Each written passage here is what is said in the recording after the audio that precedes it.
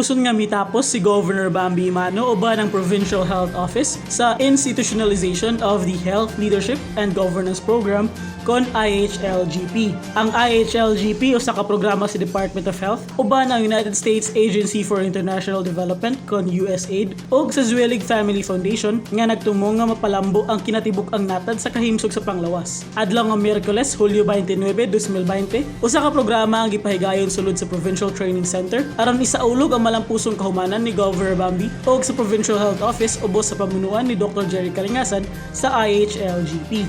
Tumong sab niining maong programa ang pagpalambo sa kahimsog sa panglawas, kahimsog sa mga inahan ug mga bata, pagplano sa pamilya, ug pagsulpong sa tuberculosis pinaagi sa pagpalambo sa kapasidad, pagdumala ug sa kapabilidad sa mga lokal nga paggamhanan ug sa mga lokal nga kawani sa panglawas. Tuig 2018 gisugdan sa amahan sa lalawigan ang pagtambong sa IHLGP ug sa way puwas nga kakugi malampuson kining nahuman karong tuiga.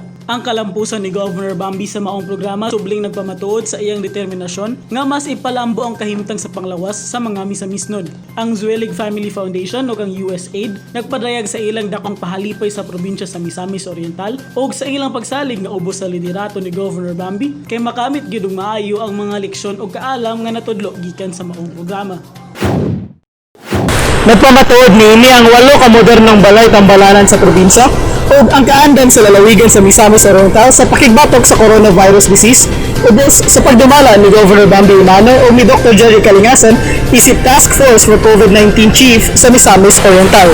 Ako si Lambo Jobson Patlunag, alay sa limpyo ug matarong na panggobyerno, padayon Pilipino.